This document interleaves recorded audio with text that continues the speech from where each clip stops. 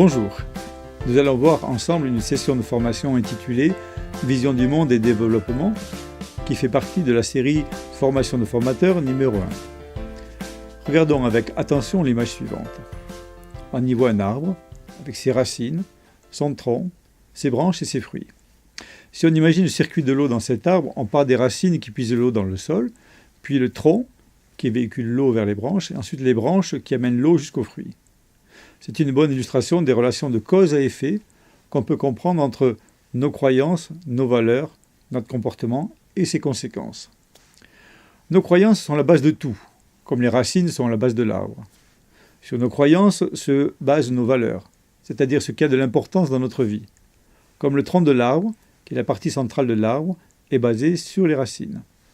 Ensuite, notre comportement dépend de nos valeurs, comme les branches dépendent du tronc de l'arbre. Et enfin, notre comportement produit des conséquences, comme les branches produisent des fruits. On comprend donc que nos croyances et nos valeurs, ce qu'on appelle notre vision du monde, sont la fondation de notre comportement et de ses conséquences. Il y a une logique entre ce que nous croyons et ce que nous faisons. Nos idées ont des conséquences dans notre vie. Si on applique ces constatations au développement local, on comprend qu'il est inutile d'essayer de faire changer un aspect négatif du comportement des habitants d'un village ou d'un quartier sans travailler avec eux sur leurs valeurs et leurs croyances. Il peut y avoir en effet parmi les croyances d'une communauté donnée beaucoup de mensonges qui, au final, ont de mauvaises conséquences sur le développement. Si on applique ces constatations au développement local, on comprend qu'il est inutile d'essayer de faire changer un aspect négatif du comportement des habitants d'un village ou d'un quartier sans travailler avec eux sur leurs valeurs ou sur leurs croyances. Il peut y avoir en effet parmi les croyances d'une communauté donnée beaucoup de mensonges qui, au final, ont de mauvaises conséquences sur le développement. Pour continuer notre illustration basée sur les arbres, on pourrait dire qu'une culture, une société dont les racines sont des croyances mensongères, n'est pas très viable. C'est ce que représente l'arbre le plus à gauche de ce dessin. Et au fur et à mesure que grâce à un développement local intégral, ces mensonges sont remplacés par des vérités, la société, la culture devient viable et il y a une vraie transformation durable. C'est ce que représente l'arbre le plus à droite de ces dessins.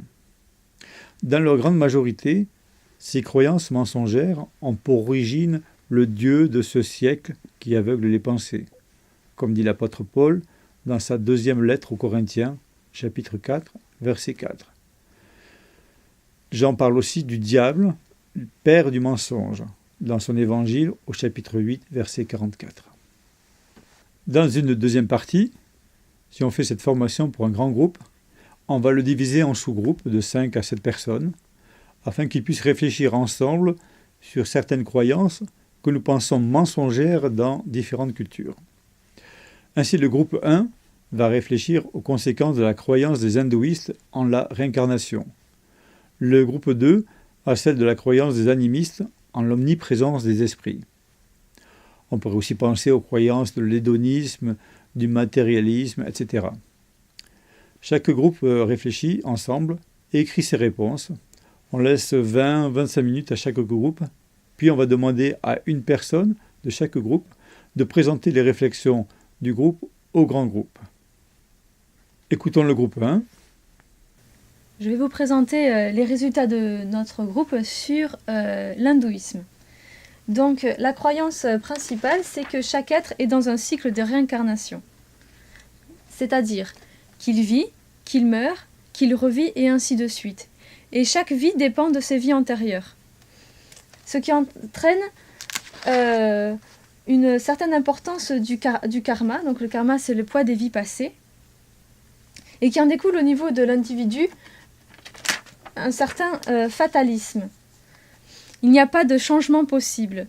La personne restera dans son état, quoi qu'il en soit.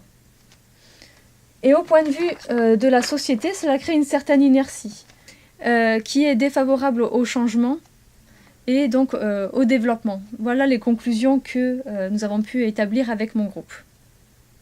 Merci donc au groupe 1 et nous allons écouter maintenant le groupe 2. Avec notre groupe, nous allons vous présenter les conséquences de l'animisme. Mais tout d'abord, qu'est-ce que l'animisme? L'animisme, c'est la croyance comme quoi les esprits sont partout. Dans la terre, dans la mer, dans les rivières, dans les arbres. Il y a une valeur importante qui en découle, qui est le respect des esprits. On va chercher à ne surtout pas les irriter. Il y a donc beaucoup de tabous. Par exemple, dans certaines tribus, on ne va pas creuser le sol par peur d'irriter la déesse mère. Quelles sont alors les conséquences qui en découlent? C'est la résistance au changement et l'immobilisme qui est contraire au développement. Voilà ce que notre groupe a conclu sur l'animisme. Grâce à cette session, vous comprenez maintenant comment la vision du monde affecte la manière dont nous voyons les autres ainsi que le monde qui nous entoure. Nous devons comprendre l'importance de la relation qui existe entre la vision du monde et le développement pour l'intégrer dans nos programmes de développement local. Trop de programmes dans le passé ont eu une faible efficacité parce qu'ils ne prenaient pas en compte la nécessité de changement de la vision du monde des participants. Pour terminer, si vous formez un groupe selon cette session, n'oubliez pas de prévoir du papier tableau, des marqueurs, un rouleau adhésif et une Bible. Merci pour votre écoute. On se retrouvera pour une autre session de la formation de formateur numéro 1. À bientôt!